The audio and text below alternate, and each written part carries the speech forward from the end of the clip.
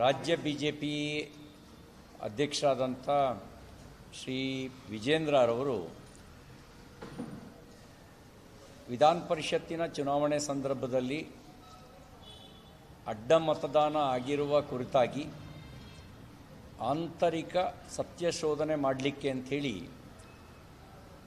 ನನ್ನನ್ನು ಒಳಗೊಂಡಂತೆ ನಮ್ಮ ಬಿಜೆಪಿಯ ರಾಜ್ಯ ಉಪಾಧ್ಯಕ್ಷರಾದಂಥ ಎನ್ ಮಹೇಶ್ ಅವರು,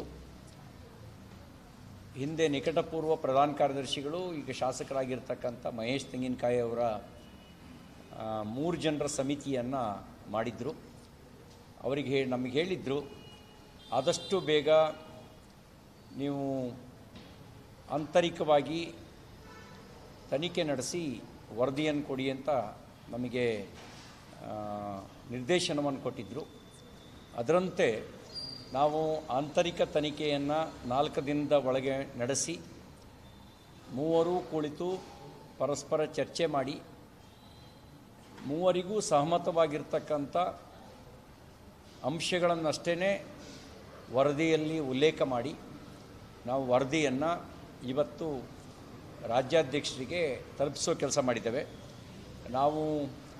ನಮಗೆ ಅಧ್ಯಕ್ಷರ ನಿರ್ದೇಶನ ಬಂದ ತಕ್ಷಣವೇ ವರ್ಚುವಲ್ ಮೀಟಿಂಗ್ ಮಾಡಿ ಯಾವ್ಯಾವ ಅಂಶಗಳನ್ನು ಗಮನಿಸಬೇಕು ಅಂತ ಹೇಳಿ ಮಾಧ್ಯಮಗಳಲ್ಲಿ ಮತ್ತು ಸಾರ್ವಜನಿಕ ವಲಯಗಳಲ್ಲಿ ಅನುಮಾನಾಸ್ಪದ ಅಂತ ಕಂಡುಬಂದಂಥ ವ್ಯಕ್ತಿಗಳ ಪಟ್ಟಿಯನ್ನು ಮಾಡಿ ಅವ್ರ ಜೊತೆಯಲ್ಲಿ ವೈಯಕ್ತಿಕವಾಗಿ ಸಮಾಲೋಚನೆ ನಡೆಸಿ ಅಭ್ಯರ್ಥಿಗಳ ಜೊತೆಯಲ್ಲಿ ಮಾತುಕತೆ ನಡೆಸಿ ಅವರ ಅಭಿಪ್ರಾಯವನ್ನು ಕೂಡ ಸಂಗ್ರಹಿಸಿ JDS ಪಕ್ಷದ ಮುಖಂಡರುಗಳ ಜೊತೆಯಲ್ಲಿ ಮಾತುಕತೆ ನಡೆಸಿ ಮಾಧ್ಯಮದ ಸ್ನೇಹಿತರ ಹತ್ರ ನಿಮಗಿದ್ದಂಥ ಸೋರ್ಸು ಏನು ಅಂಥೇಳಿ ಅವ್ರ ಹತ್ರ ಮಾಧ್ಯಮದವ್ರ ಹತ್ರನೂ ಮಾಹಿತಿಯನ್ನು ಸಂಗ್ರಹಿಸಿ ನಮ್ಮ ಚೀಫ್ ವಿಪ್ ಹತ್ರನೂ ಕೂಡ ವ್ಯಕ್ತಿಗತವಾಗಿ ಮಾತನಾಡಿ ವಿಪಕ್ಷದ ನಾಯಕರ ಜೊತೆಯಲ್ಲೂ ವ್ಯಕ್ತಿಗತವಾಗಿ ಮಾತನಾಡಿ ಸ್ಥಳೀಯವಾಗಿ ಲಭ್ಯವಾಗಿರ್ತಕ್ಕಂಥ ಮಾಹಿತಿಗಳನ್ನು ಮತ್ತು ಸರ್ಕಮ್ಟೆನ್ಸಸ್ನು ಎವಿಡೆನ್ಸ್ನು ಪರಿಗಣಿಸಿ ನಾವು ವರದಿಯನ್ನು ಸಿದ್ಧ ಮಾಡಿ ರಾಜ್ಯಾಧ್ಯಕ್ಷರಿಗೆ ಕೊಟ್ಟಿದ್ದೇವೆ.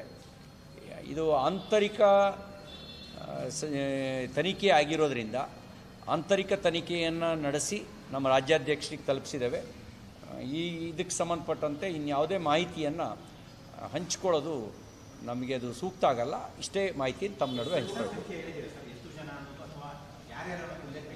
ಅಲ್ಲ, ನಮಗೇನಂತಂದರೆ ನಾವು ಇದನ್ನು ನಮ್ಮ ಅಧ್ಯಕ್ಷರಿಗೆ ಅದು ಇಂಟರ್ನಲ್ ರಿಪೋರ್ಟು, ಎಕ್ಸ್ಟರ್ನಲ್ ಆಗಿ ಏನು ಹೇಳ್ಬೋದು ಅಷ್ಟು ಸಂಗತಿ ನಿಮ್ಗೆ ಹೇಳಿದ್ದೇನೆ.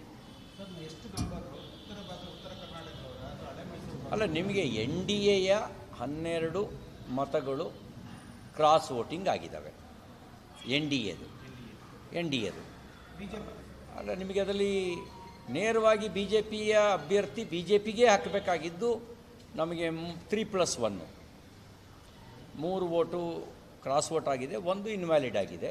ನಮಗೆ ಕಡಿಮೆ ಬಂದಿರೋದು, ನಾವು 30 ಮತಗಳನ್ನು ಅಲಾಟ್ ಮಾಡಿದ್ವಿ. ಅದರೊಳಗಡೆ ಒಬ್ಬರಿಗೆ 29 ಬಂತು, ಅಲ್ಲಿ 1 ವೋಟು ಇನ್ವ್ಯಾಲಿಡ್ ಆಯಿತು. ಇನ್ನೊಬ್ಬರಿಗೆ 27 ಬಂತು, ಅಲ್ಲಿ 3 ವೋಟು ಇನ್ವ್ಯಾಲಿಡ್ ಆಯಿತು. NDAಗೆ ನಮಗೆ 12 ಮತಗಳು, ಅಂದರೆ JDSಗೆ 22 ಮತಗಳು ಬರಬೇಕಾಗಿತ್ತು. ಅದರೊಳಗಡೆ ಅವರಿಗೆ 14 ಮತಗಳು ಬಂದಿದ್ದಾವೆ. ಅಲ್ಲಿ 8 ಮತ್ತು ಇಲ್ಲಿ 4 12 BJP JDS ಒಟ್ಟು ಸೇರಿ 12 ಮತಗಳು ಅಡ್ಡ ಮತಗಳು ಚಲಾವಣೆ ಆಗಿದ್ದಾವೆ. ಈ ಅಡ್ಡ ಮತಗಳು ಕಾಂಗ್ರೆಸ್ ಮೇಲಿನ ಅಭಿಮಾನಕ್ಕೆ ಅಂತ ಕಾಂಗ್ರೆಸ್ಸಿಗರು ಭಾವಿಸಬಾರ್ದು. ಅವರು ಅನೈತಿಕ ಮಾರ್ಗದಿಂದ ಈ ಕ್ರಾಸ್ ವೋಟಿಂಗ್ ಮಾಡಿಸಿದ್ದಾರೆ. ಅವರಿಗೆ ಒಂದು ಮಾತನ್ನು ಹೇಳಕ್ಕೆ ಬಯಸ್ತೇನೆ, ಬೇರೆ ರಾಜ್ಯಗಳಲ್ಲಿ ಕ್ರಾಸ್ ವೋಟಿಂಗ್ ಆದಾಗ ನೀವು ಉಪದೇಶ ಮಾಡ್ತಿದ್ರಿ, ಇದು ಪ್ರಜಾಪ್ರಭುತ್ವದ ಮೌಲ್ಯಕ್ಕೆ ವಿರುದ್ಧ ಅಂತ ಹೇಳ್ತಾ ಇದ್ರಿ. ನೀವು ಕೂಡ ಪ್ರಜಾಪ್ರಭುತ್ವವನ್ನು ಕ್ರಾಸ್ ವೋಟಿಂಗ್ ಮೂಲಕ ಅಪಮೌಲ್ಯಗೊಳಿಸಿದಿರಿ. ನಿಮಗೆ ಬೇರೊಂದು ರಾಜ್ಯಗಳಲ್ಲಿ ಅಥವಾ ಬೇರೆ ಚುನಾವಣೆಗಳಲ್ಲಿ ಕ್ರಾಸ್ ವೋಟಿಂಗ್ ಆದರೆ ಅದನ್ನು ಪ್ರಶ್ನಿಸ್ತಕ್ಕಂಥ ಯಾವುದೇ ನೈತಿಕತೆ ನಿಮಗಿಲ್ಲ ಅಂತ ಅಷ್ಟೇ ಮಾತನ್ನು ಹೇಳಲಿಕ್ಕೆ ಬಯಸ್ತೇನೆ. ಇನ್ನು ಆಂತರಿಕ ಸಮೀಕ್ಷೆ ಎಲ್ಲಿ ನಾವು ಎಚ್ಚರಿಕೆ ವಹಿಸಬೇಕಾಗಿತ್ತು, ಎಲ್ಲಿ ಎಚ್ಚರಿಕೆ ವಹಿಸಿದ್ದೇವೆ, ಎಲ್ಲಿ ಎಚ್ಚರಿಕೆ ವಹಿಸಿಲ್ಲ ಅನ್ನೋದಕ್ಕೆ ಸಂಬಂಧಪಟ್ಟೇನೂ ಕೂಡ ನಾವು ನಮ್ಮ ಇದರೊಳಗೆ ಆಂತರಿಕ ತನಿಖೆ ಒಳಗಡೆ ವರದಿಯನ್ನು ತಯಾರು ಮಾಡಿ ಅಧ್ಯಕ್ಷರಿಗೆ ಕೊಟ್ಟಿದ್ದೇವೆ. ಸರ್, ಅದು ನಮಗೇನೆಂದರೆ ಇನ್ನು ಉಳಿದಿದ್ದನ್ನು ಅಧ್ಯಕ್ಷರು ತೀರ್ಮಾನ ಮಾಡಬೇಕು. ಅವರಿಗೆ ಇನ್ನು ಉಳಿದಿದ್ದು ನಾವು ಏನು ಇಂಟ್ರಿಮ್ ವರದಿ ಕೊಟ್ಟಿದ್ದೀವಿ, ಅದು ಉಳಿದ ಸಂಗತಿಯನ್ನು ಅಧ್ಯಕ್ಷರ ನಿರ್ದೇಶನದ ಮೇರೆಗೆ ಉಳಿದಿದ್ದನ್ನು ನಾವು ನಮ್ಮ ಕೋರ್ ಕಮಿಟಿಯಲ್ಲಿ ಚರ್ಚೆ ಏನು ನಡೆಯುತ್ತೆ ಅಲ್ಲಾಗೋ ನಿರ್ಣಯದ ಮೇಲೆ ಮುಂದಿನ ತೀರ್ಮಾನ ತಗೊಳ್ತೀವಿ.